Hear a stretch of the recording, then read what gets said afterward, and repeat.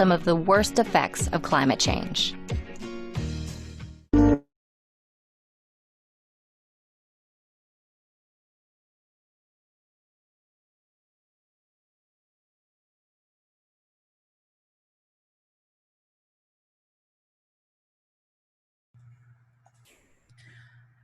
Hello and good evening, everyone. Welcome to BPIA's 4th Annual Africa Economic Outlook Forum. We welcome you on behalf of Black Professionals in International Affairs. I will now pass it over to the event moderator, Mr. John Williams. Thank you very much, Alexandria. Welcome to everyone. I'm glad to have you join us for this program this afternoon. I think we have a very distinguished, I know we have a very distinguished panel. I think you will enjoy their presentations very much. Before going further, I would like to introduce our president, Ambassador Sylvia Stanfield, who has some opening remarks. Sylvia? Good afternoon, friends. The BPIA Board of Directors joins me in welcoming you to our 4th forum focused on the economic outlook for Africa. We are very pleased to have the U.S. African Development Foundation, a BPIA institutional member, once again join us in sponsoring this event. Although this is our 4th Economic Forum on Africa, it is our first in this series on the virtual platform. Our in-person program has been a casualty of the coronavirus, but BPIA has met this challenge by smoothly transitioning to our virtual platform. And that's had the advantage of allowing us and our programs to reach a much wider audience. Equally important, the move to a virtual platform has enabled BPIA to offer programs with subject matter experts who may not be located in the same physical location or even in close geographic proximity, as is the case in this evening's program. We are very pleased this evening to bring you a program focusing not only on an important region of the world, Africa, but also one on the impact of 2 critical issues facing our world today: the COVID-19 pandemic and climate change. Our presenters, our speakers who will be addressing these issues are certainly experts in their respective fields, and I hope you've had a chance to read their bio sketches. Additionally, BPIA is very pleased as Mr. Cheong Mo Choi, who will be presenting the views of the International Monetary Fund, and Professor Landry Signet are once again joining us for this series. We also welcome Ms. Elizabeth Felique of the U.S. Africa Development Foundation. And I thank John Calvin Williams, BPIA's Vice President for Business and Economic Development, for spearheading this series. And you, our audience, will also have time to pose your questions. Now, before we begin tonight's program, I want to alert you to 2 upcoming BPIA programs that we hope you will want to join. One is a substantive program focusing on the World Trade Organization. And the second is an evening of jazz and conversation with Judge Michael Pay. He is a former lawyer with the U.S. Department of State and now an administrative law judge with the Organization of American States. So you can look for details of these programs on our website and our social media platforms. And we want you to be sure to register to attend. Now, in closing, I really want to remind you that BPIA's mission is to increase the engagement of African Americans and people of African heritage in the international arena. If you are not already a BPIA member, join us and help us in the work that is as critical today as it was at the time BPIA was founded in the late 1980s. Each of us can make a difference in helping to bring about a better and more peaceful and secure world where all can live in peace and security and develop to their fullest potential. So thank you, and back to you. Thank you very much, Sylvia. That was a very interesting and very comprehensive presentation. As Sylvia mentioned, we have a very interesting program tonight. And as she also mentioned, we were happy to have two of our good friends back with us. Sung Mo Choi, who is a senior economist at the IMF, and my good friend, Professor Landry Sanye, who is at the Thunderbird School of Global Management in Arizona State University, sorry. And we also welcome Liz Felique, who is representing the USADF. As Sylvia said, they are our co-sponsors. The program this afternoon will be as follows. First, we will have a presentation by Sung Moy on the situation with respect to COVID in Africa. It will be followed by comments by our co-sponsor, Liz Felique, and then summary comments by Professor Landry Sanye. Then there will be a few time for brief questions and answers. Following that presentation on COVID in Africa, we will look at climate change in Africa. The presentation will be the same. Our good friend Somo will present the IMF findings and recommendations. Elizabeth Felique will explain some of the USADF's work in the area, and Professor Sanye will, of course, summarize as he usually does. Thank you very, very much. And now I turn it over to my good friend Sung Mo. Sung Mo.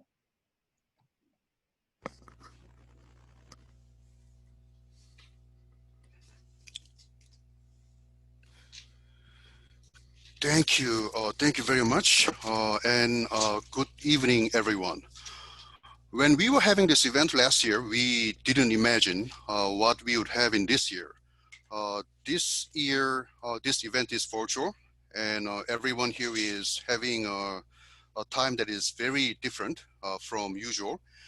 And Sub-Saharan Africa is now projected to have the lowest GDP growth on record. The first part of this event focuses on the impact of COVID-19. This will be based on the regional outlook published by the IMF. Then the second part, we'll look at another challenge, which is climate change. But climate change is closely related to the pandemic in a bigger picture. So it makes sense that this forum is looking at these two issues at the same time. Sub-Saharan Africa has not been spared by COVID-19. But so far, Sub-Saharan Africa has a lot lower COVID cases than elsewhere. The left chart shows the evolution of new COVID cases. The red line is Sub-Saharan Africa, the blue line is advanced economies, and the orange line is Latin America. A natural question is why cases are relatively low in Sub-Saharan Africa. Now, one thing that we have to keep in mind is that the true scale of the pandemic could be marked by limited testing. As the right chart shows, even though the number of tests in Sub-Saharan Africa has increased substantially, it continues to heavily lag the rest of the world. But other than that, another strong hypothesis is that there has been strong containment measures imposed by the authorities, which contributed to keeping infections low. Another feature that you see from COVID statistics is that new cases increased in July in Sub-Saharan Africa, but then has stabilized. This is somewhat different from the dynamics elsewhere. Cases are rising in some places of the world,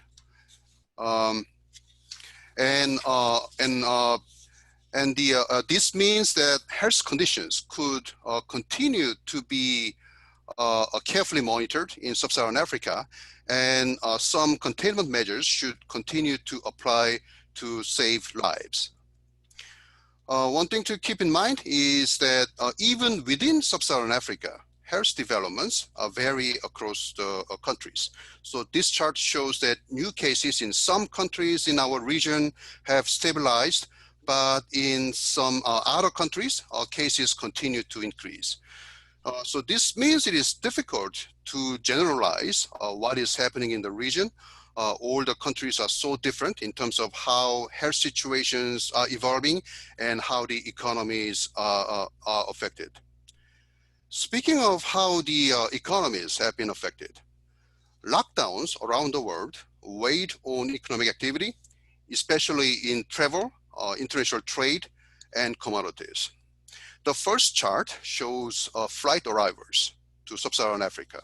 Flight arrivals collapsed in April and have only partially recovered. The second chart shows export volumes. Export declined substantially, and this decline exceeds the hit during the global financial crisis. So this is a bigger shock. Now it is in the process of recovering, but it didn't reach the level of the pre-COVID period. The third chart shows collapsing oil and non-oil resource prices.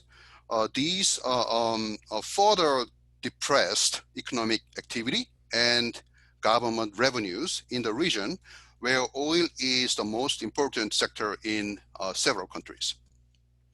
Looking at international flows of money, remittance flows are a transfer of money, often by a foreign worker to an individual in their home country. These represent a sizable portion of the funding, particularly in non-market access economies.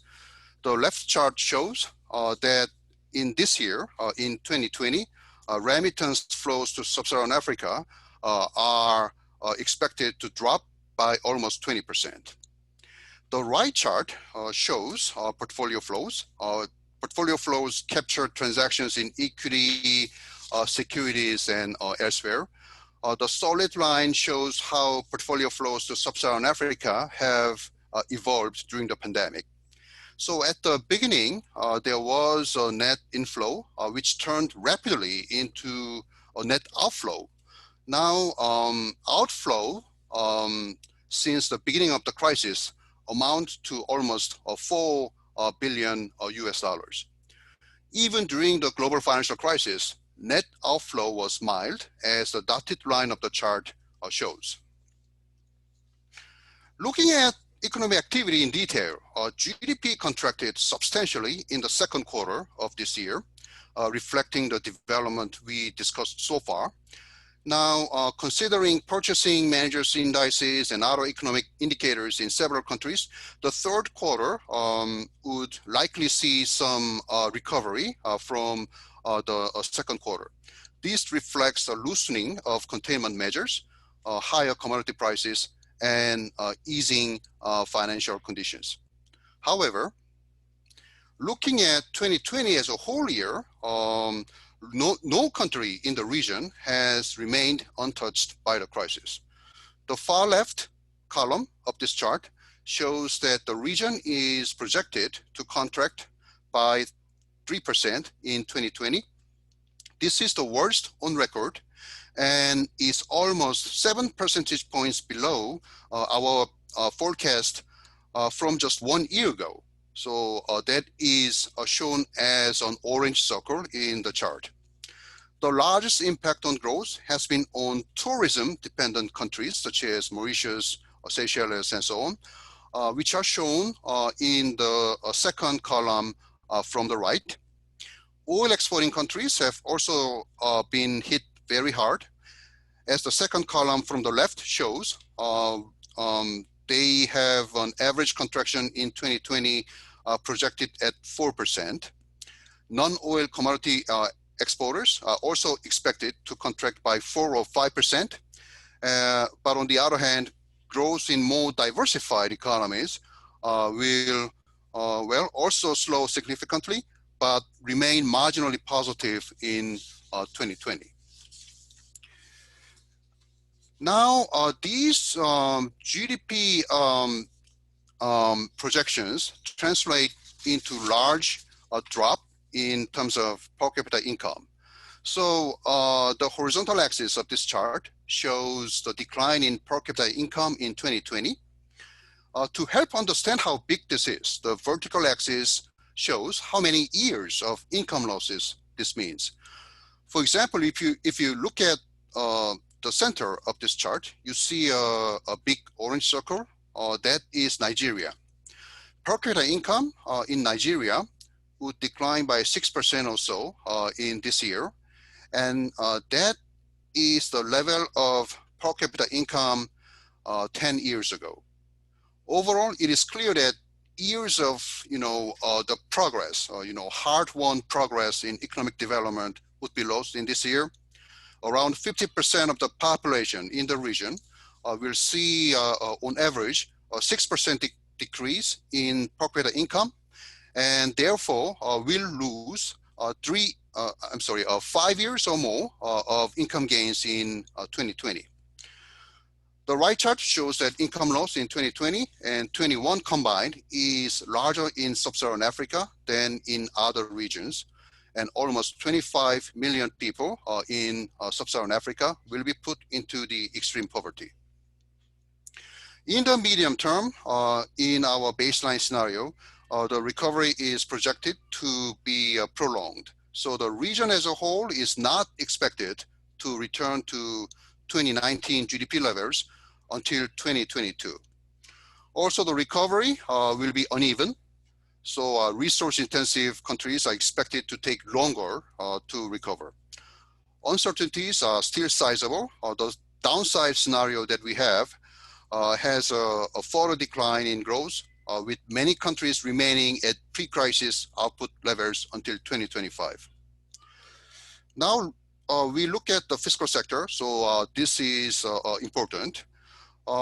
The left chart shows fiscal deficits. So this shows how the government is doing in terms of the budget. As the economic activity collapsed, tax base contracted, and the government also struggled to collect revenues during the shutdown. Hence, revenue dropped sharply. Now, but on the other hand, because of COVID-19, the government needs to do whatever it takes to save lives and livelihoods. So health spending and social spending had to increase. So revenue dropped while spending increased. That means fiscal deficits would increase. In the chart, Sub-Saharan Africa's fiscal deficits are projected to increase from 3% of GDP last year to 6% of GDP in this year. This size of fiscal deficit is narrower than non-SSA, non-Sub-Saharan Africa emerging markets and developing economies. And there is a reason, because our region, Sub-Saharan Africa, already had high public debt even before the crisis. So the scope for the government to borrow was limited. In other words, fiscal policy responses to the crisis in Sub-Saharan Africa has been much more limited than in other countries, in other regions. The right chart shows what these fiscal deficits would imply on public debt. The orange line shows Sub-Saharan Africa. So in 2020, public debt would increase substantially to almost 65% of GDP on average. As the pandemic is fading away, some consolidation would be needed. How Sub-Saharan Africa will achieve this will weigh on economic outlook in the medium term. So debt must be brought back to sustainable levels after the pandemic. But we should find a way such that this doesn't jeopardize longer-term growth. This will be a major challenge going forward. So after the pandemic is over, the question is how we can bring debt back to sustainable levels without jeopardizing growth. So here is a list of reforms to consider to raise medium-term growth. First, domestic revenue mobilization will help the government to lower fiscal deficits. Second, social protection should be emphasized, as vulnerable groups tend to be disproportionately affected by shocks like COVID-19. They should be able to find jobs, continue their education, and etc. To contribute to growth going forward. And then the third one is digitalization. In April Regional Economic Outlook, we wrote a chapter on digitalization. This helps Sub-Saharan Africa to grow and first work on transparency and governance. While reforms these reforms are important, this is not enough for all countries. We will also need international cooperation. Without assistance from the international community, many countries will be forced to undertake deeper adjustments, which will jeopardize growth. So our estimate on the region's gross financing needs is about $900 billion for 2020 through 2023. Some of these financing needs will be, of course, financed, but some gap is likely to remain going forward, which is estimated to be between 130 billion US dollars and 401 billion US dollars for 2020 through 2023. This wide range reflects the substantial uncertainty over the economic outlook. So there has been some progress, including debt service suspension initiative.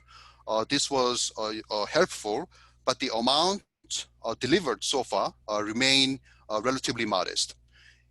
In the end, scaled up IMF support and additional official and private sector financing are needed to cover this gap.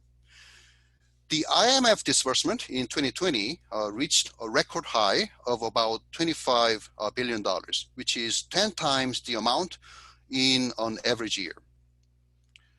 So some people have concerns about about governance, because a lot of external financing is being provided by the IMF and other international financial institutions. So what can we do to ensure that money is spent in the right way? Many countries have already introduced some additional measures to track COVID-related spending. These include procurement publication, publication of ex-post delivery reports, and targeted audits of spending. These are only the first step, and a broader governance reform agenda should follow to reassure creditors. Now, here is a summary. So this is the key messages. The recovery ahead remains difficult. At this point, because we still have the COVID crisis, protecting lives and livelihoods remain a priority. So we should do whatever it takes to do that. But once the pandemic is over, the debt must be brought back to sustainable levels without jeopardizing medium-term growth. To do that, reforms are urgently needed, and also we would need external support. Thank you very much.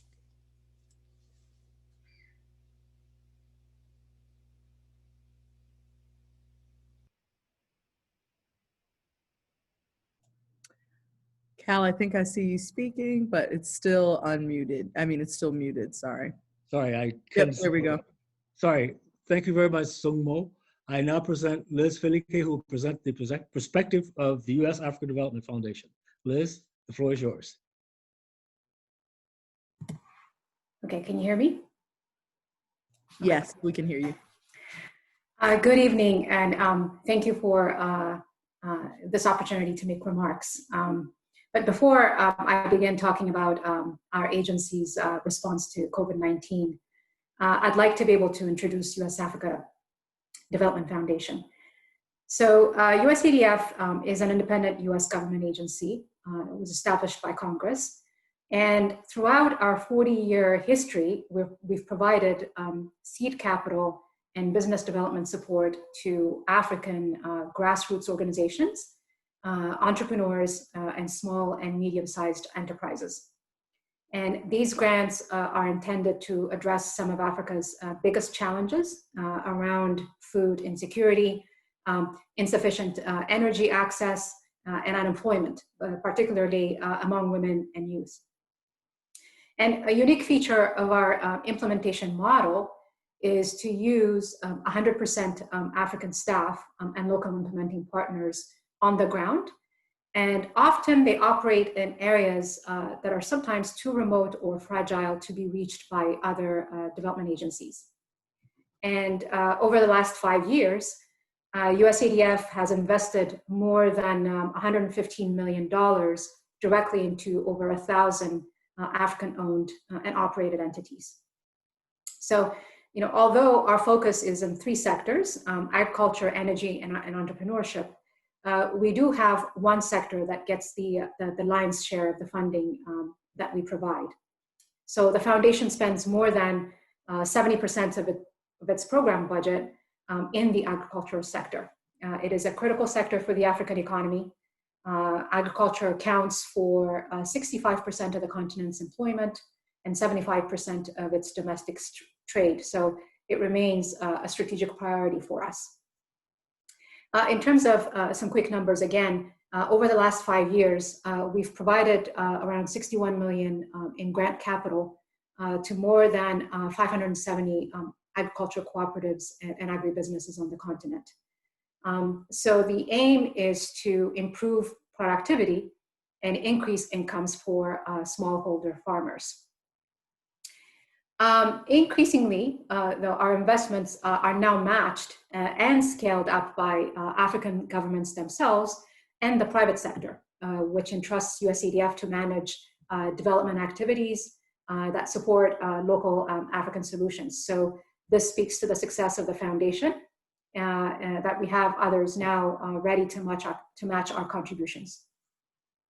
So the issue of the pandemic discussed here today resonates with us, and the effects as outlined by our presenter today has been felt across the continent, including our grantees.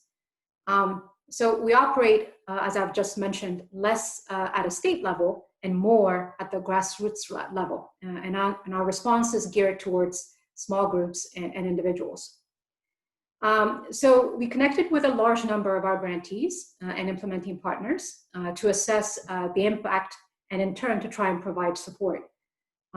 As many of you know, the US government has responded through various agencies and mechanisms, and so we're just one small tool in the overall government-wide response and strategy. So we noticed a few trends in the reporting of our local teams and grantees on the ground. And as mentioned earlier by our first presenter, there were a number of preventive measures put in place by governments to slow the transmission initially. And so, such as, for example, curfews, closing open markets and restrictions on movement and public transportation.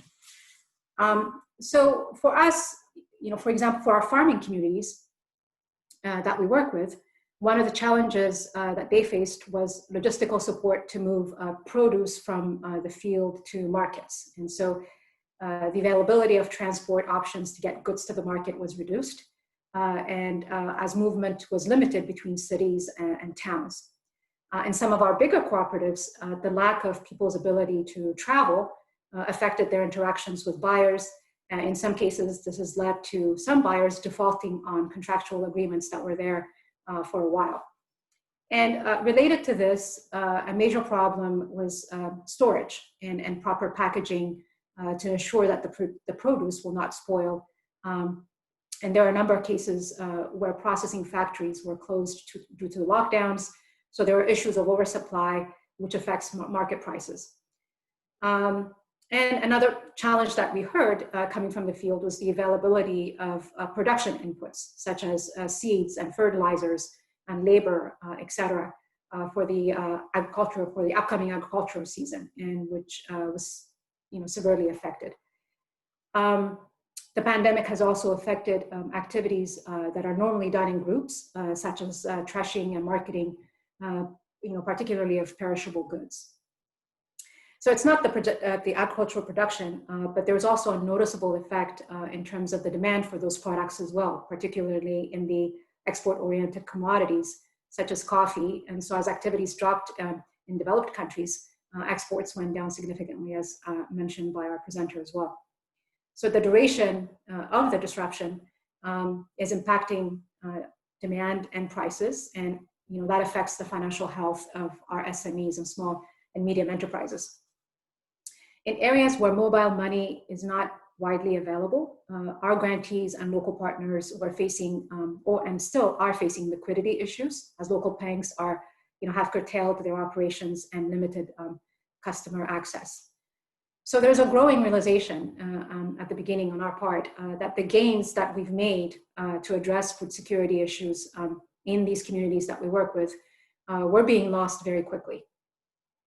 So we focused on addressing some of the immediate challenges for our grassroots enterprises and entrepreneurs and adapted our programming. And our strategy had three components. The first was to respond by providing our grantees immediate relief and capital assistance. Second, to support them in repurposing or reconfiguring business models. And lastly, to focus on strategy to build resilience. And I can provide a little more detail on each. So the first component, as I mentioned, the foundation provided more than 5.2 million in emergency response and relief capital to about 455 African enterprises and entrepreneurs in 21 countries. And as grantees started receiving and utilizing these funds, they shared with USADF the impact of this injection of funding and how that would have on their operations and ability to survive the pandemic. So this component was intended to serve the immediate needs by providing assistance to grantees. And it was geared towards ensuring business continuity, addressing liquidity issues, salaries, and working capital needs. And so this is additional assistance that is separate from their existing grant agreements with us. And so this component also was limited to active grants and grants that expired within a 12-month period. The second component was to repurpose and reconfigure active enterprises, thereby enabling grantees to withstand and adapt and grow amid COVID-19. The component primarily involved things like budget amendments and extensions. So for example, shea butter producers started making soaps in Benin and Guinea. Textile producers started making PPEs, personal protective equipments, in Ghana and Mali. There's farmer cooperatives were securing purchase orders for rice and grain from government in places like Liberia and Nigeria. And also we were seeing off-grid energy solutions for rural health clinics, where, for example, a grantee in Nigeria provided solar panels for isolation or quarantine centers in Nigeria. And we also saw irrigation and water cooperatives that were creating rural hand washing stations, and we saw that in Kenya.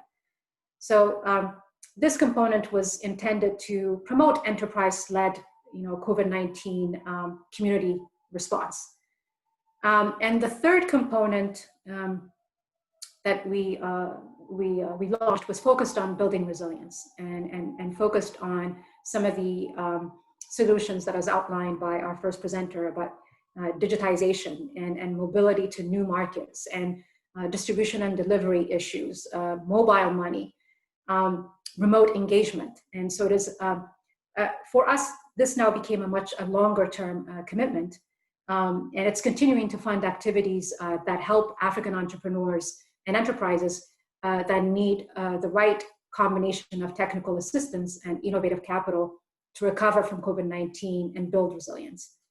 And so we have a few examples of that. And what we learned is, from our response to this pandemic is that we need to continue supporting these enterprises initially to pivot their operations to respond to the pandemic and meet basic public health and safety needs, for example. So we're going to continue to support organizations to produce PPEs, and we're also, for example, negotiating with the HIVA Fund in Kenya to set up a PPE in Africa coalition alongside the Aspen Institute, Artisan Alliances, and the Western Union Foundation. So we're actually getting other organizations and foundations to come in with us and move forward with some of these initiatives. We're also trying to look outside the box and the traditional way of doing things towards what we consider innovative projects. For example, we have a key partnership with MasterCard to extend the reach of the MasterCard Farmers Network, MFN, across Uganda, for example, and which is geared towards making transactions much safer and simpler for many stakeholders in the agricultural value chain, from the farmer, the buyer, and the end agent. And so this is an award-winning and innovative solution that helps to connect small-scale farmers with potential buyers, integrate their businesses with payment systems, and enable them to build a digital transaction record that can be used to access formal credit from banks and other institutional institutions, financial institutions. So without this technology, many smallholder farmers struggle to access the market for their goods and financial tools that would enable them to grow their business and improve their livelihoods. And so what this MFN project does, it streamlines the interaction between farmers and buyers, while potentially making it easier for them to establish a credit footprint for future loans. And so, and this is one of the lessons that we learned from dealing with the pandemic, because it magnified and accelerated the need for us to look for these types of digital solutions. We also created a new initiative that we call the African Resilience Initiative for Entrepreneurs program, with a broader recoverable grant pilot programs that are targeting certain countries and SMEs, ensuring that young entrepreneurs that are more vulnerable to COVID-19 reality and the weaker economy get a start and sort of seek capital from us to be able to launch their businesses. So we will continue to support African entrepreneurs and agribusinesses who are at the forefront of coming up with solutions to the challenges of the pandemic and other challenges within their communities. Thank you.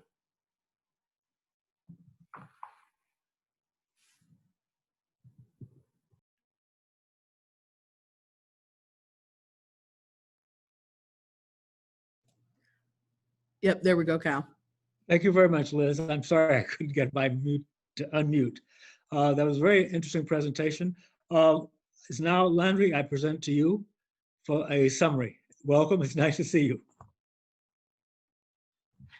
Hello, everyone. Hello, Carl and Dr. Chua and Liz. Great seeing you. So thank you very much for having us today to discuss this extremely important topic. And I would like to first comment the brilliant report by the IMF as usual. So a wonderful overview of the key development challenges and opportunities that we have on the continent due to COVID-19 weather. So despite the fact that we have a lower number of cases on the continent, a little bit over 2 million compared to many other places in the world, African economies have been drastically affected by the global pandemic, and the recovery, the road to recovery is quite long. So I think those challenges have been brilliantly presented by Dr. Chua. So thank you very much for this. And Madame Feleke also made a wonderful presentation on the questions related to the action, the specific action to address one of Africa's biggest challenges: how to support private sector development, entrepreneur, and livelihood during those challenging times, how to build back better, to strengthen resiliences among other points. So I think those actions could only be commended as well. And overall, if I just provide a few points, first on the broader context and actions needed, but also a second one on a focus on the workers of the formal sector and of the informal sector as well. So to begin, I think that it is critical, and we all agree, I can say we have to stop the contraction. So this contraction, and as most of you know, I have been very positive about the potential of African economies by 2030 with the work which has been done, including in my book that you can see just on here, Unlocking Africa Business Potential. And this pandemic, although the continent has been fortunate not to be directly affected from a health perspective, this would have been really problematic given the weak health infrastructure. The economic impact remain important, and it is really critical. One of the biggest challenges is really funding. How can the continent explore new sources of funding? Of course, we have spoken about domestic resource mobilization, but during the pandemic, mobilizing domestic resources is even more complex because corporations need to survive. Citizens may have lost their work. In the mining sector, government will not be receiving revenue. In the government, which were receiving revenue from tourism, from all export amount order.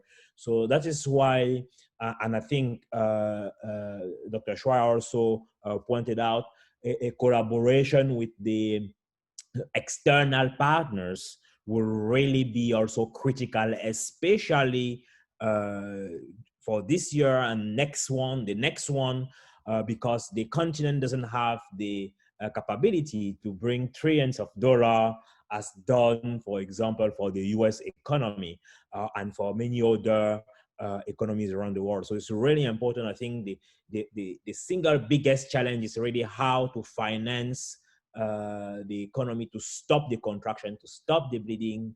It's really fundamental. And this has also to be done with accountability, because the resources once provided have also to be properly used, unlikely what we have seen in some countries in the past.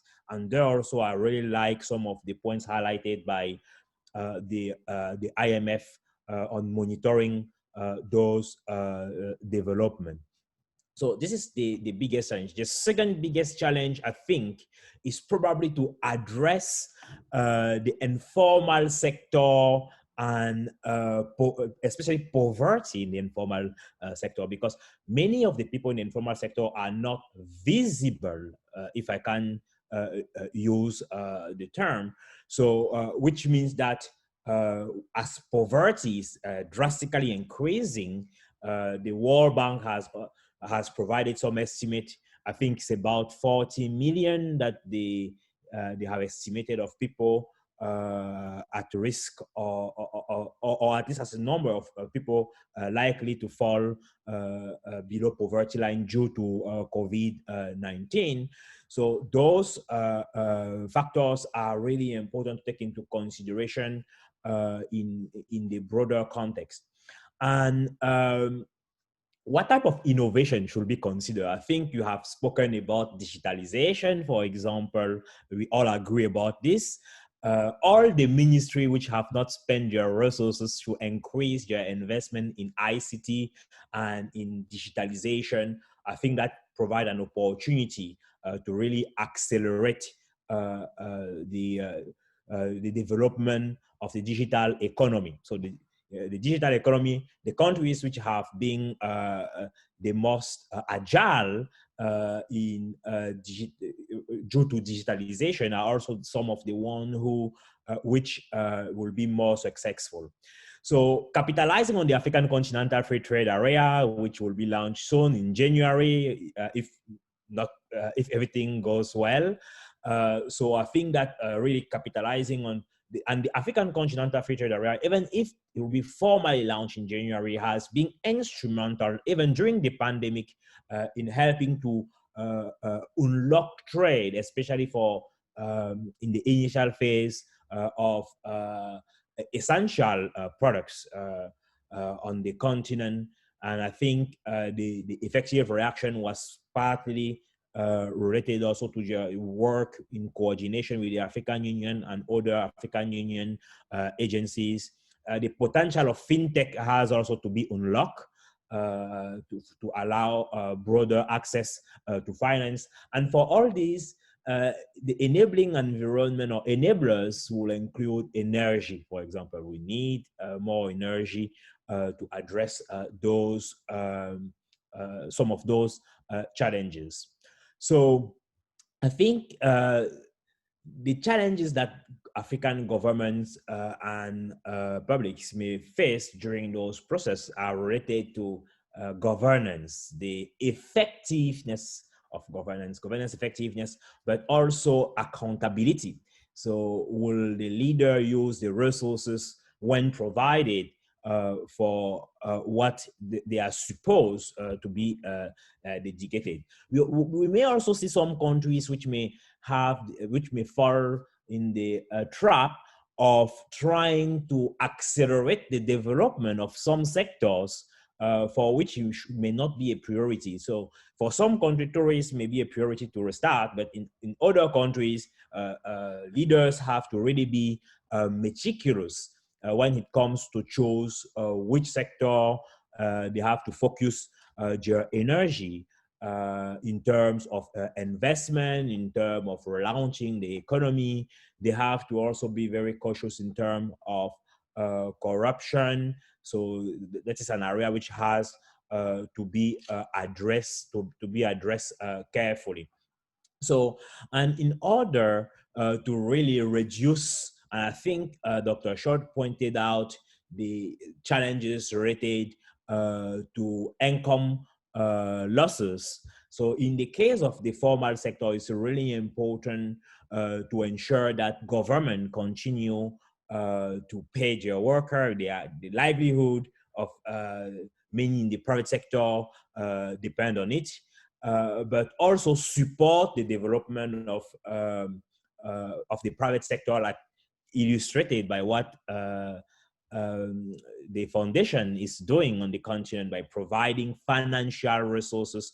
They also have to pay the private sector debt. So it's really important. That may be a tool to unlock their potential as well among other factors. So I think those are really important for government to create an enabling environment, but also provide resources to support the private sector, especially in the formal sector. But in the private sector, safety nets have to be developed. They have to maintain household consumption, because by maintaining household consumption, as we know, especially among the bottom 75 to 80% of household, those will really help limiting the short-term impact on welfare damages and speed up the economic recovery. They also have to protect the health of the informal sector and ensure that policies are developed to really help with the formalization, although this may be controversial, but a better formalization of the work of the informal sector and digitalization really offer an opportunity to address this as well. So I can't further expand, but I think I want to leave the time also to have a broader conversation. But those were really wonderful presentation by Dr. Chua and by Madame Feleke. Perhaps I should say Dr. Feleke. So thank you very much for those brilliant points. Thank you very much to all of the panels. These were great presentations. I really enjoyed them personally. I hope you found them as informative as I did.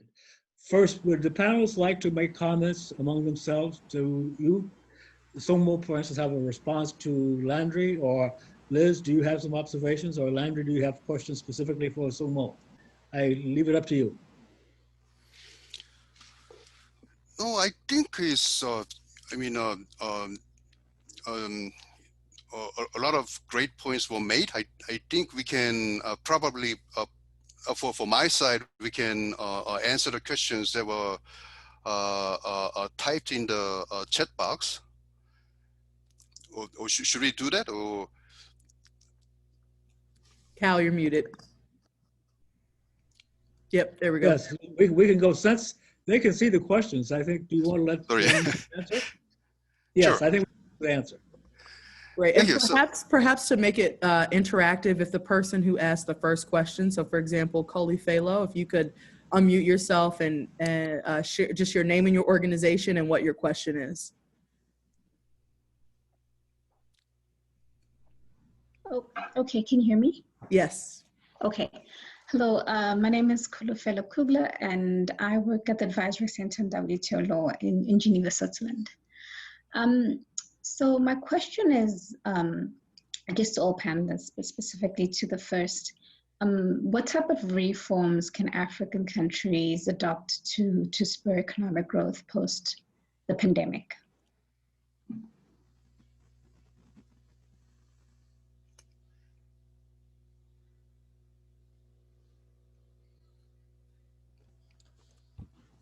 So do you want to go first, Dr. Shua? Do you want me to go? Please go ahead as you presented broadly on the IMF report.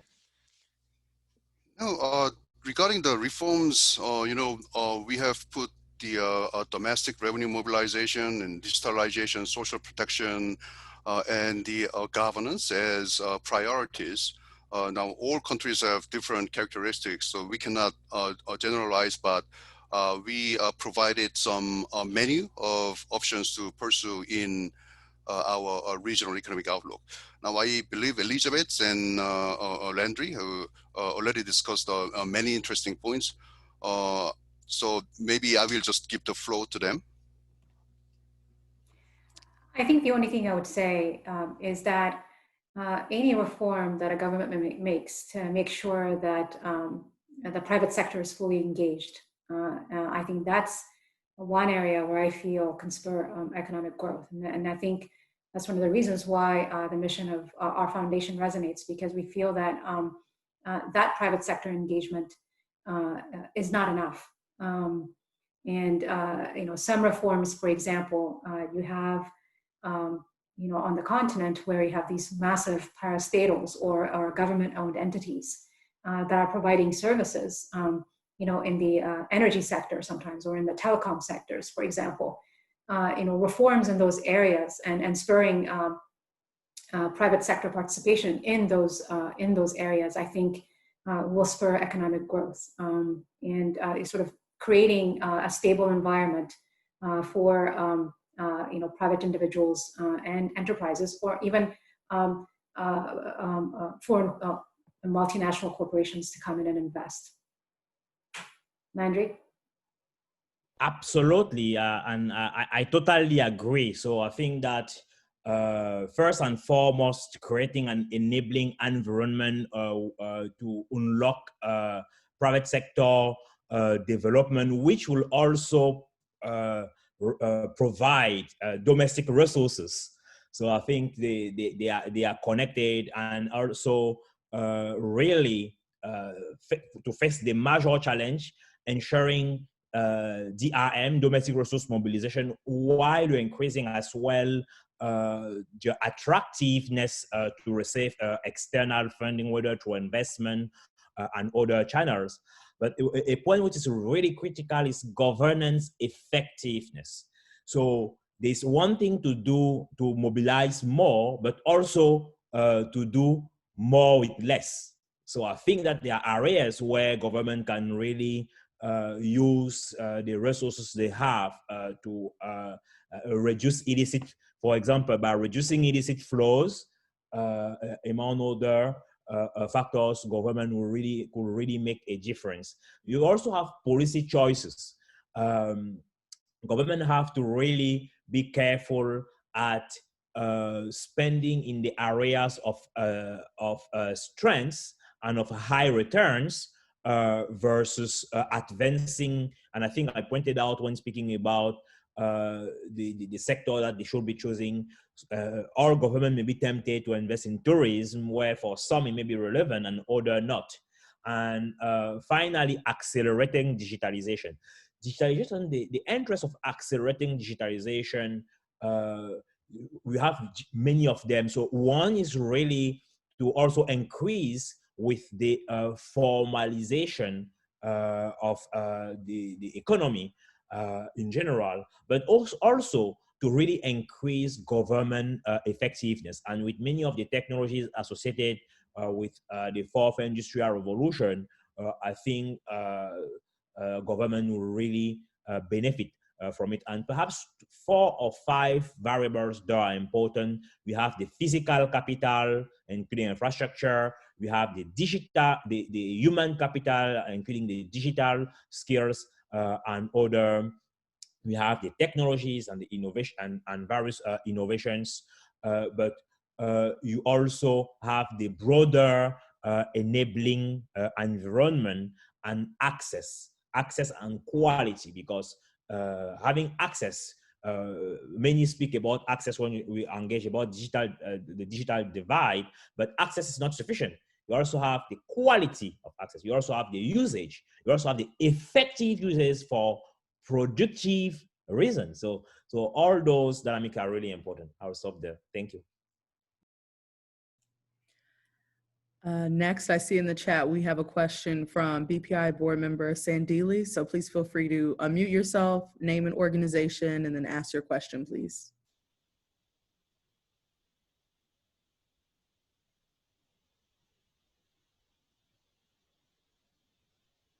I can see you, but I can't hear you.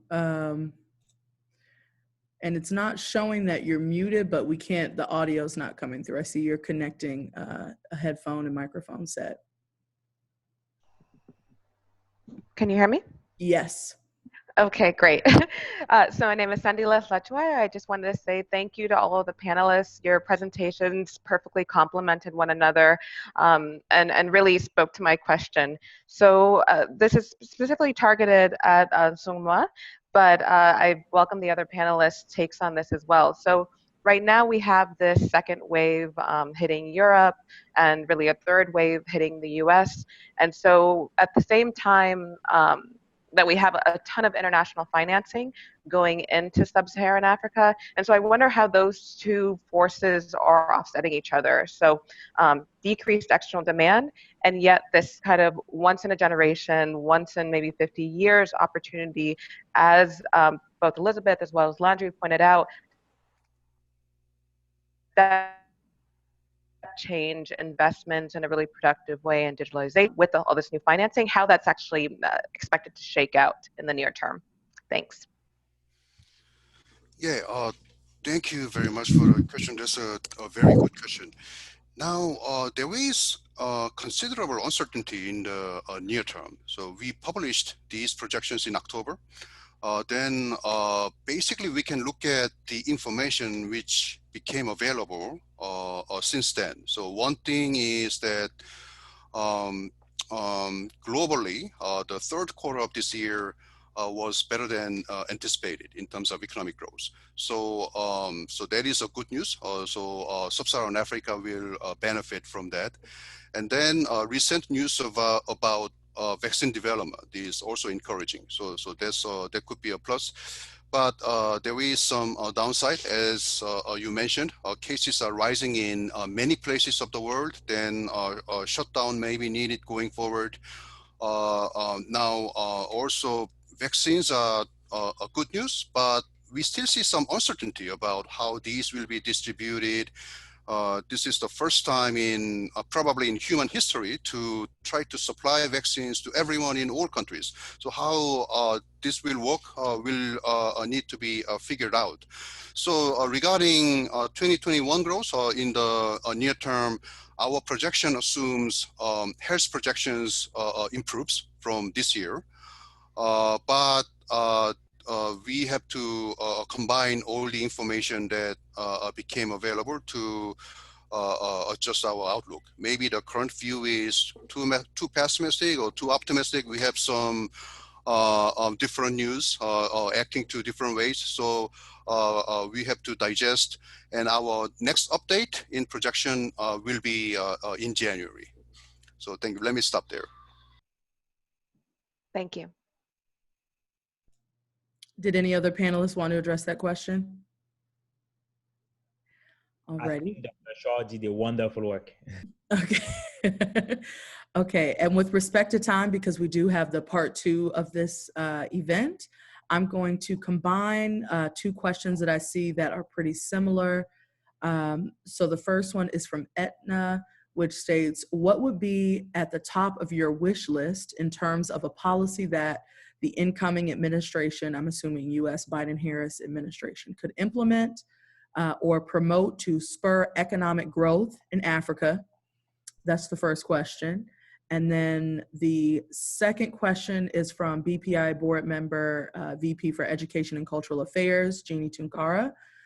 The part 1 of the question says, despite governance and leadership challenges, can African governments apply a COVID surcharge of its exports, And then the second part says, given that African employees serve as the social safety net for extended families, would private sector industries consider a temporary pay increase during the COVID recovery period? So I know that that may have been a lot.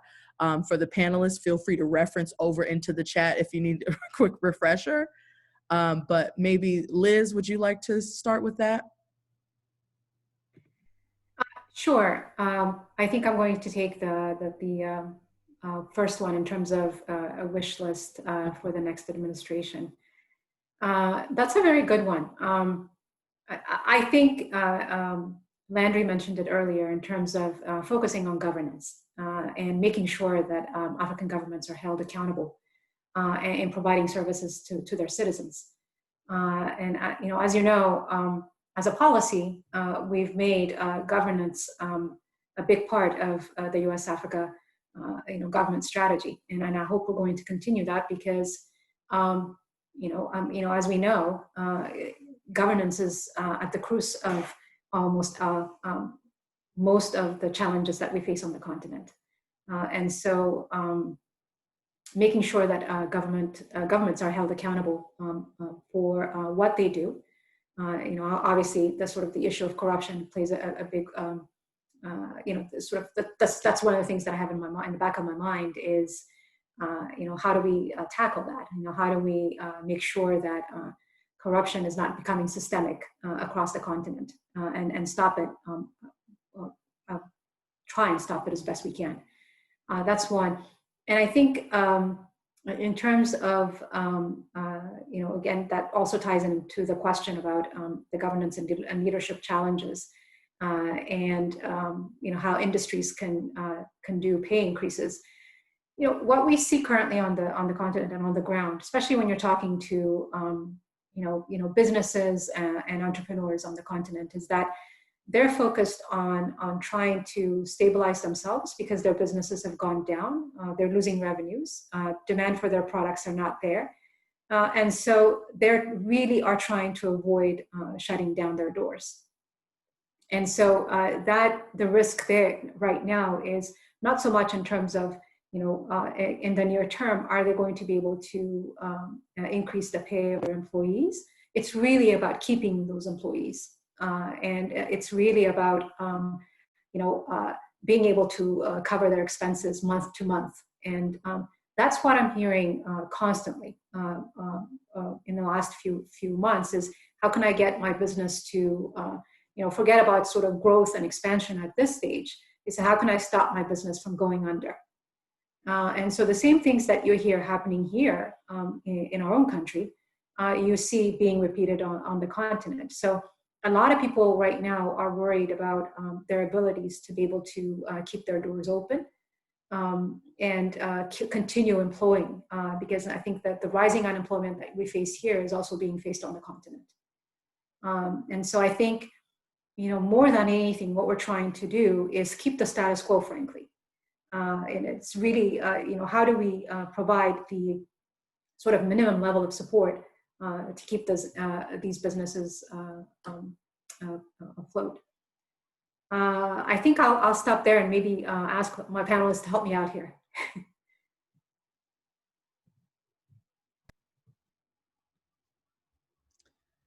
Okay, he's letting me speak first. So first, I fully agree with everything Elizabeth said, so I will try not to repeat them. And probably in terms of what the administration could do, many things. So first, of course, we can speak about short-term, long-term, but I think that changing the tone when engaging about Africa is extremely important because it has an impact on potential investment. So we already know that the perceived risk is higher than the actual one when it's related to the continent, and the opportunities are also underestimated in general. So I think that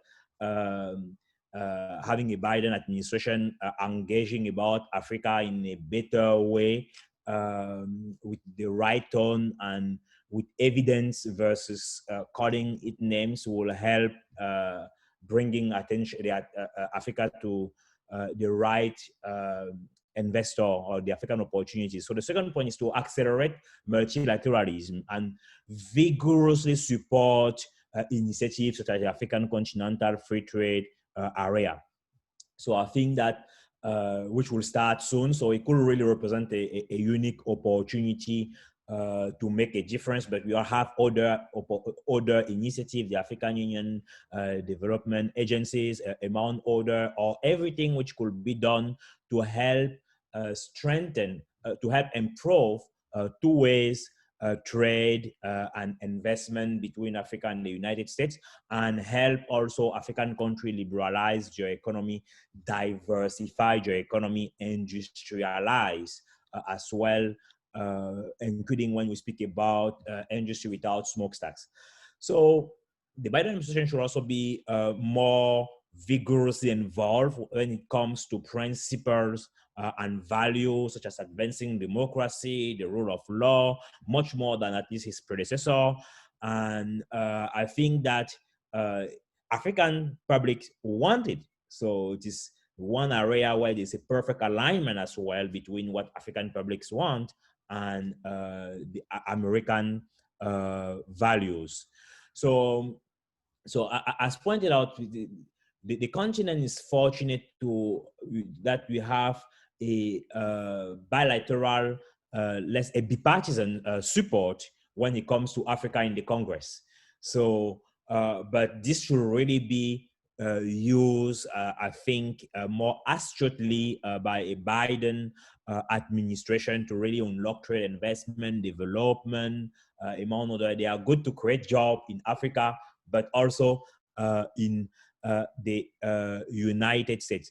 So I think that those are some of the areas. I think there is no better time where we'll have a so high alignment in terms whether we speak about security, stability, prosperity, among other of the drivers of U.S. foreign policy. We have one of the highest alignment between those drivers and the needs from the continent. So it's an optimal time to capitalize and generate shared prosperity. Thank you. Thank you. I will just add, because my fellow panelists already discussed in a very nice way regarding this surcharge on exports. This is a difficult question and also a difficult policy choice for country authorities. This is a very extraordinary time. So surcharges could be considered in rare cases on particular products. Maybe that is possible, but in the bigger picture, trade must be promoted. So we want to have more openness. As Professor Signe mentioned, we are looking at the African continent free trade agreement going forward. So it's difficult, but in the bigger picture, we should find ways to promote regional trade. So let me stop there. Thank you.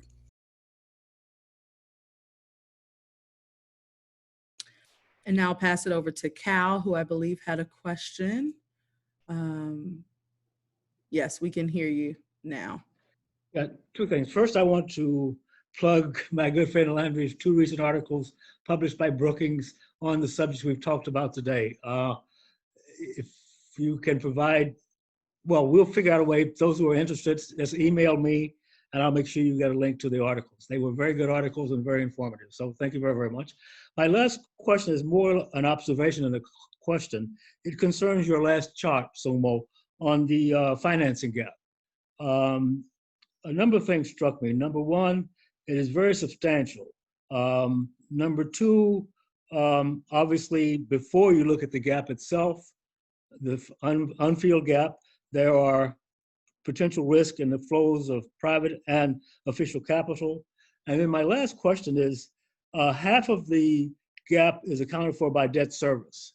And it would appear that the, what is the debt service sustainability initiative, or whatever it's called, is providing a very, very small part of the financing need. Is that a correct interpretation?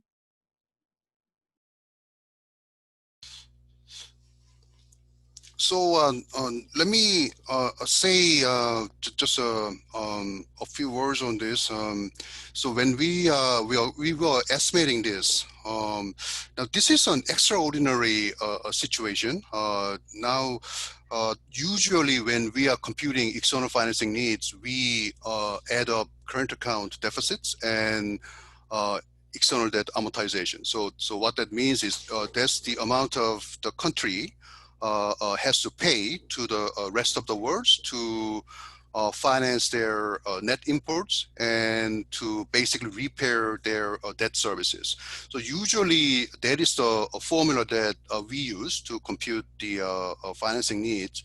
And then for this one, we have also added a few other items given some special circumstances that African countries are facing. The thing is, they are facing debt sustainability issues. A lot of countries, several countries are facing that.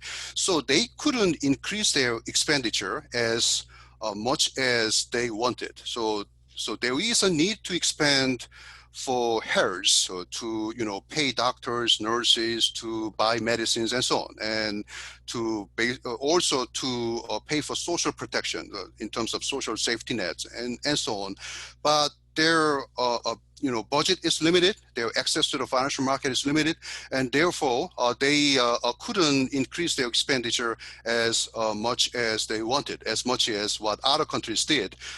So just looking at the current account, deficit, so external debt amortization is not enough. So we made some adjustment. So what is the amount of the expenditure that is not directly related to COVID spending? I mean, what is non-health, non-social expenditure that has been crowded out to make a room for health and social expenditure. So that one we estimated and added, and also we compared what Sub-Saharan African countries did in terms of COVID-related spending relative to other countries, relative to other emerging market and developing economies in other regions, and we adjusted the difference in terms of in terms of spending. So we added up these. Overall, I think, as Carl, you mentioned, this seems a huge financing needs going forward, especially due to the COVID-19 countries are facing. But just looking at the external statistics or fiscal statistics might hide the difficulties that these countries are facing, because already some sort of internal adjustment has been made. So these countries wanted to spend to pay doctors and so on, but they were constrained, so they couldn't spend. So that is what we were trying to capture here in terms of the range. The low number, which is 130 billion US dollars, that is our baseline scenario. And then we assumed some shocks in terms of financial inflows, including from the private sector. So what if flows are limited by this much in the from the private sector, or even from the official sector? And then we added added up from our baseline. So that is the range that we are looking at. So I'll be happy to discuss further, but let me stop here because the main idea is that the Sub-Saharan Africa is facing a very difficult time, and just looking at official statistics might hide the true picture of what these countries are facing. Thank you so much. That's the point I wanted to make. I think that obviously the IMF has done an excellent job of assessing what the needs could be. There are downside risks. So this implies solidarity. And this goes back to one of the questions someone asked earlier.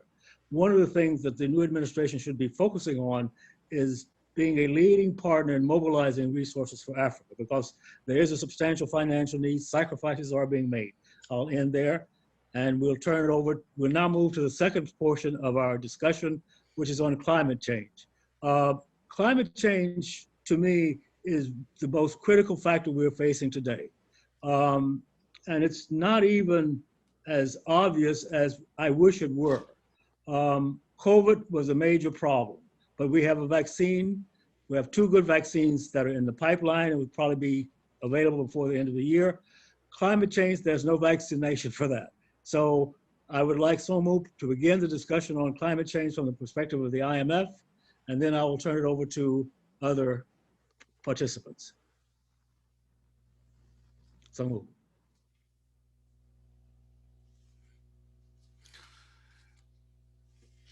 Thank you. So let me start the second part. Now, so this is about climate change. Now, every year, people die. Millions of people are affected by natural disasters and climate change. So the key questions we raise here is, how is Sub-Saharan Africa affected by climate change? And what can be done to make the region more resilient? The left chart shows the world temperatures. Temperatures have been rising, particularly since 1980s. This coincides with the global rise in industrialization and related CO2 emissions, as we have seen, in the videos played before this event. Most scientists agree that frequency and intensity of weather-related disasters would likely increase as a result of climate change. So the right chart shows that the frequency of natural disasters has been rising, particularly in Sub-Saharan Africa. Right? So in Sub-Saharan Africa, we see a faster increase in frequency than in the rest of the world. And how is the region affected by these disasters? The left chart shows the number of disasters per year during 2000 through 2018. Half of the countries in Sub-Saharan Africa face at least one natural disaster per year. And the right chart shows the average annual number of people affected by natural disasters. So what we see here is that droughts in particular have huge impacts, and especially so in Southern Africa. Then what is the economic impact of climate change on Sub-Saharan Africa? So we have this chart. The chart shows that a large fraction of the Sub-Saharan African population works in agriculture and is also living below the poverty line. Now, households which depend on agriculture are directly exposed to droughts, floods, and so on. So they are more likely to be in danger. And poor households tend to have lower education, weak healthcare, and limited access to finance. These characteristics reduce their ability to cope with economic shocks. So in the end, we have high agricultural dependence and high fraction of population living below the poverty line in our region. So that suggests that Sub-Saharan Africa is especially vulnerable to climate shocks. Indeed, as anticipated, data support that Sub-Saharan Africa is much more impacted than the rest of the world by weather anomalies. What you see is a night-light regression to understand the short-term impact of weather anomalies. Night-light data are a proxy for monthly economic activity at subnational level. And night-light data are regressed on weather anomalies, where anomalies are extreme temperatures or extreme precipitation. We find that these anomalies, for these anomalies, economic activity declines, but by much more in Sub-Saharan Africa than in the rest of the world, and even more so in the Sahel area. So we are facing this real issue in our region. In the longer term, what does it imply? Now we regress medium-term growth, which is basically 5-year average growth on indicators related to disasters. Our analysis suggests that floods and droughts have particularly significant impact on Sub-Saharan African medium-term growth. So one additional drought lowers annual medium-term growth by about 1% point in Sub-Saharan Africa, which is an impact a lot bigger than the one in global emerging market and developing economies. So what can be done? So how do we respond to climate change? Responding to climate change involves two approaches. The first is mitigation, which is to reduce greenhouse gases in the atmosphere. And the second one is adaptation, which is to adjust to changes in the climate.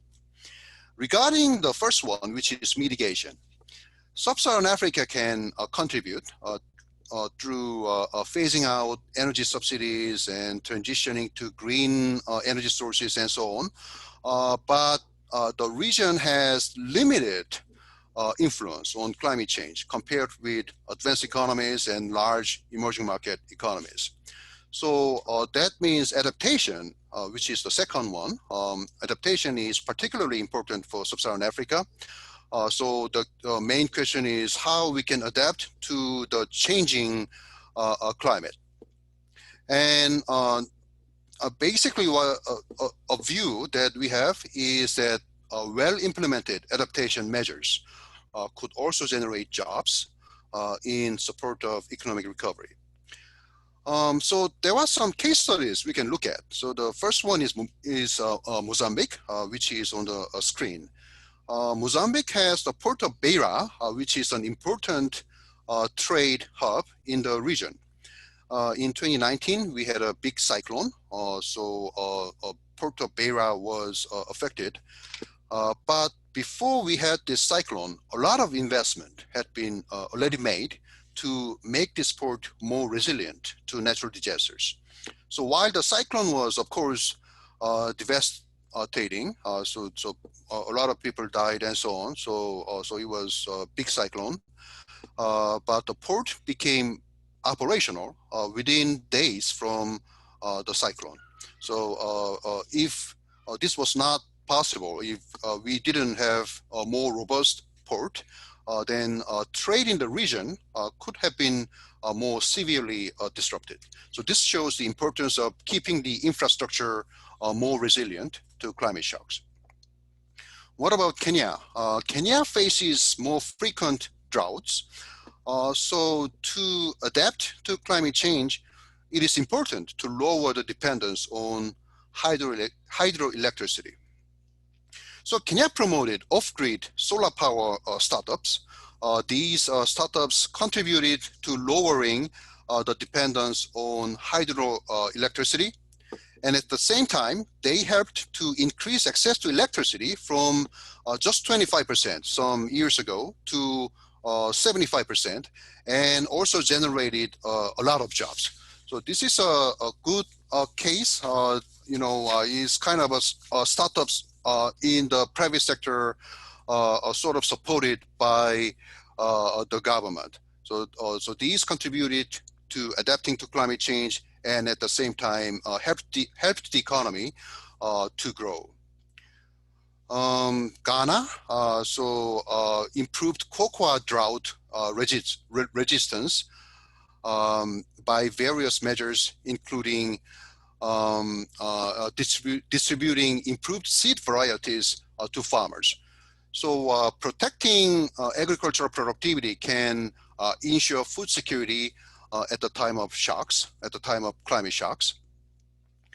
And looking at Ethiopia, they strengthened social protection, including through productive safety net program. This program has been effective in supporting families at the time of difficulty. So let me move on to more empirical works. So we looked at the data. The priority in terms of adaptation to climate change is to safeguard food security, how we safeguard food security even at the time of shocks. So the chart shows which policy areas help to lower food insecurity based on the survey from Ethiopia. Looking at the result, access to finance would help households to survive at difficult times and allow them to invest in resilience ahead of a shock. So a bank account. So having a bank account is important. So that is listed above. And we have access to mobile networks that will enable people to have early warning systems and gives farmers information on food prices and weather and so on. So that is also important. Robust homes and farm buildings would protect people and food storage from climate shocks. So that is all important. And combined with good sanitation, these robust homes and farm buildings would also prevent injuries and the spread of disease. So it is not surprising to see these things as significant in the analysis of the survey. And now looking at the medium-term economic growth, what policy areas will be most critical for Sub-Saharan Africa to adapt to climate change? For each type of disasters, this chart shows the policy variables that help to improve the resilience. For example, an improvement in electricity up to the average level in emerging markets and developing economies in the world would help to improve the growth, economic growth, by 0.4 percentage points in case of a drought. So this would be related to the fact that electricity powers irrigation systems. So it's important when we have a drought to have electricity. Also, as an example, an improvement in health up to the average level in emerging markets and developing economies would help to improve growth in case of floods and storms. Is probably because improved health care will help to help the workers to return to work relatively quickly after a shock. Now, but an important issue is that this kind of resilience building is generally expensive.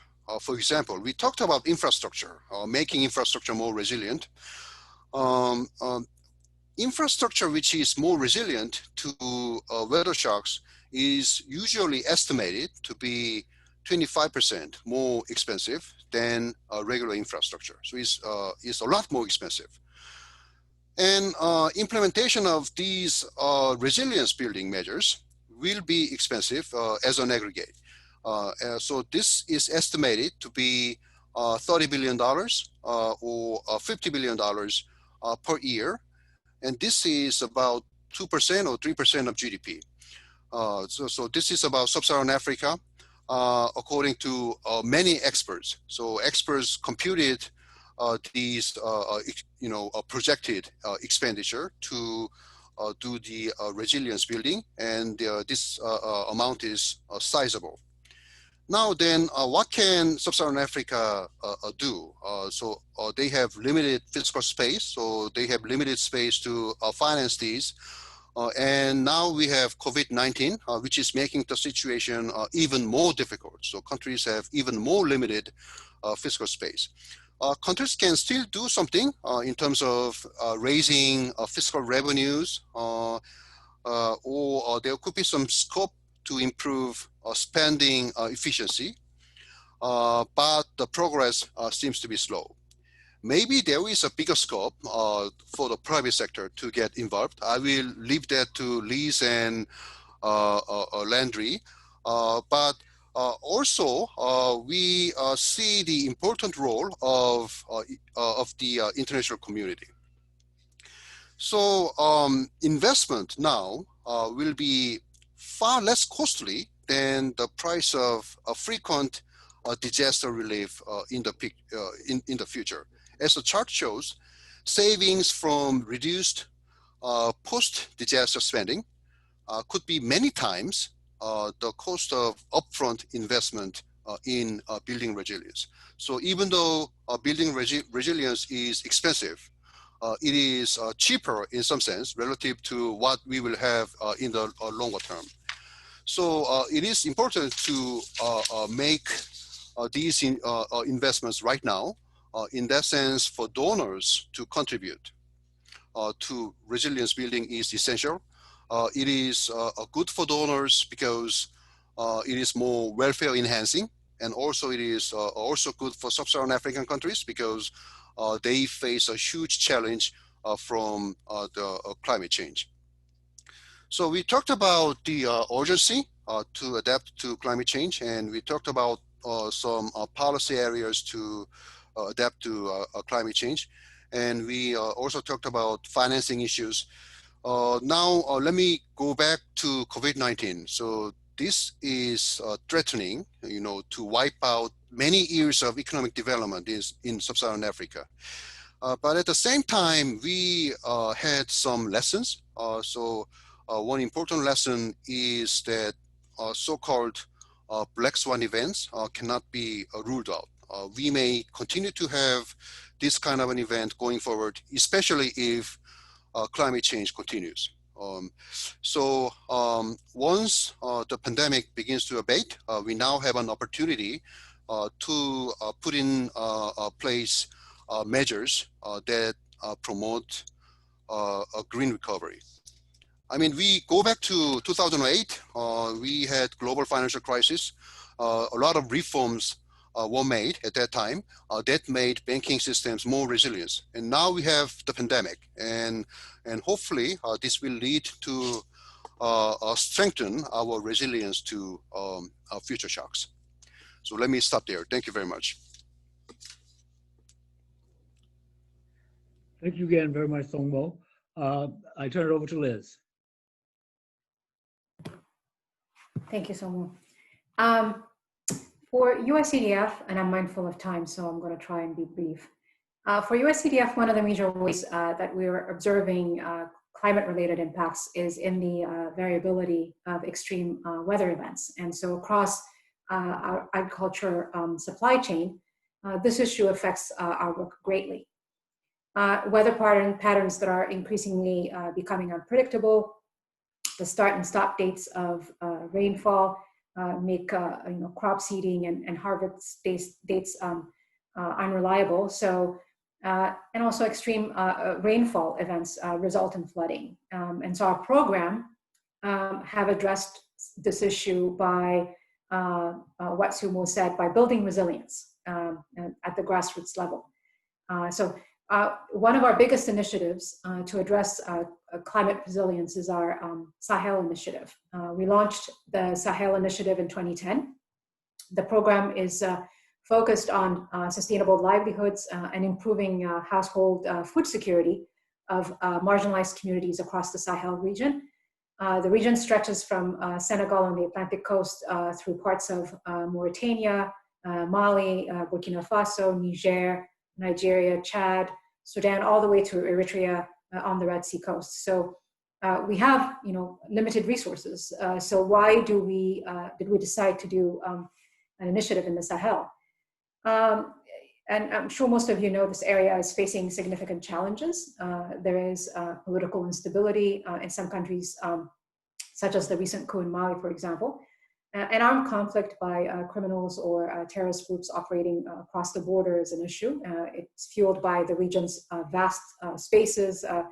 Often they're beyond the reach of the state machinery. It is also a corridor for drugs and human trafficking, targeting youth in the area, where 64% of the population is below 25 years of age. And several countries are landlocked, which makes trade difficult and expensive. Others like Mauritania and Nigeria are so vast that despite having sea access, most parts of the country are very far from the seaport, and due to poor infrastructure, trade and market access remain a major challenge.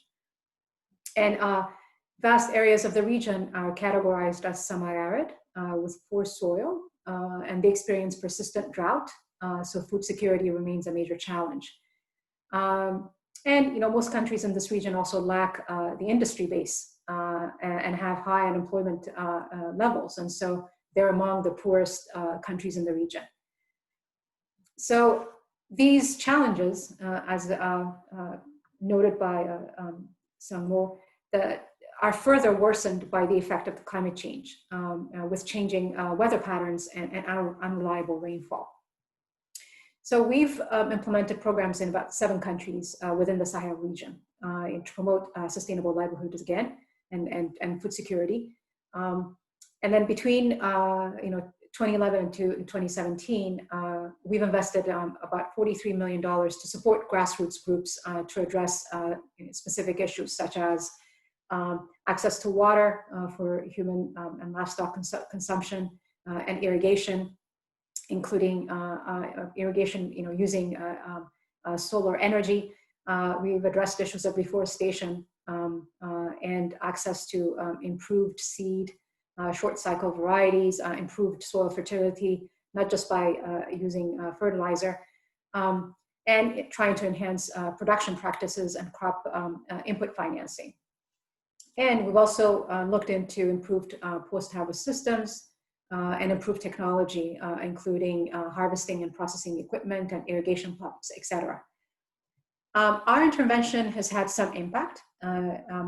These economic development initiatives in some communities have seen sort of an increased use of, for example, renewable energy for household use and businesses, increased food availability year-round in some communities where we've intervened, and improved, for example, storage and marketing, and which turns into increased income. And so we've tried to develop initiatives to introduce coping mechanisms to the effect of climate change. So a lot of the questions that we ask is how best can we increase productivity to meet basic food requirements? How do we enhance rangeland management through more dispersed water points? How do we diversify the sources of income for our agricultural groups and cooperatives, particularly for women? And how do we shift from low to high value crops and promote income generation and improve nutrition in the same way? And how do we reduce conflict through improved water access? So there are some key projects that we've embarked on. And one of the ones that I wanted to highlight here very quickly is the one that we're doing in Niger. USADF partnered with the Millennium Challenge Corporation, MCC, to co-fund a climate resilient communities project, which is focused on increasing incomes for small-scale agriculture-dependent and livestock-dependent families in Niger and in rural Niger. This is done not just by improving crop and livestock productivity, but also by sustaining natural resources critical to sort of the long-term productivity and support growth of agricultural enterprises. And so it also looks at increasing market sales of targeted commodities. And so the activities that we undertook here is, obviously has to do with irrigation and irrigated production, rain-fed production, livestock integration, agro-processing and sales, input supply and all that. But fundamentally, the Climate Resilient Communities Project is designed to strengthen the resiliency of producers and agricultural enterprises and agro-pastoralists to climate-related shocks. And so the project also encourages and facilitates the incorporation of innovative technologies and environmentally sustainable practices to mitigate risks to these shocks and support the growth. So we have a number of examples of these types of projects that we've undertaken over the past few years, and we continue to do them. But for now, I think I'll stop here and hand it over to Landry. Wonderful. So brilliant presentation to both of you as previously. And I don't want to be the obstacle between you and your family or your bed. I know that I'm already running out of time, so I will make a few very quick comments. The first one is perhaps to add a third dimension to some solutions to climate change, which is restoration. So I think the restoration aspect, for example, with carbon removal, among other, remain one to be taken into consideration, even if it require a certain level of investment that countries at the some of the poor countries may not necessarily use them as primary focus, but I think it's I'm certain was considered, even if not highlighted now. So the second point is we know that there's a that increased rates of climate change is also known as having detrimental spillovers effect beyond agricultural years and those exacerbated winters even. They also contribute to overall instability. And so I think we have spoken extensively about the question of reduced economic productivity, impact on the private sector, among other, and some solutions which were used. But in the Sahel, for example, it is clear that the connection between the environmental degradation caused by the climate change also lead to tension, given the competition to increase the increased competition for scarce resources. And weak governance also plays a role there, because when not representative, when not inclusive, they worsen the situation, which also has other impact on economic development, on the development of the private sector and investment, among other. So I think that is really a point that I wanted also to highlight. So yes, we have to focus on the economic aspect, but we should not forget that the stress put and the increased stress on fragility also worsen the overall economic performance and affect the livelihood of citizens. So definitively on the short run, adaptation and resilience, but perhaps on the medium to long run, we have climate restoration, as well as addressing some of the governance challenges which contribute to exacerbate climate change and the negative economic impact. So I think I will stop here. I don't want, I want to be sure that people ask eventually questions, but also can join your family quite soon. Thanks very much. Thank you, all of the members of the panel. This was a great presentation. The point I would make before I turn it over to Alexandria for questions is that Africa was already vulnerable before COVID-19. COVID-19 exacerbated the problems. It has exacerbated the financing need. But underlying all of this is a very significant deterioration in the environment. Climate change is very real in Africa and is almost a crisis. I would say it is a crisis. Alexandra, you have questions? So I'm looking here in the chat. I don't see any questions yet. So I just put in a quick note for folks who may have a question to please put it in the chat. And while we are receiving those, I'll go ahead and launch a 30-second poll that you should see on your screen that simply asks you, how do you identify? Are you a BPIA member or the like? And how did you hear about this event? So if you simply select those, it will remove itself from the screen. And for folks who may want to put the question in the chat, or you can also do the raise hand feature if you'd like to verbally ask your question. So we'll give folks a few more seconds to get in any questions and complete the poll.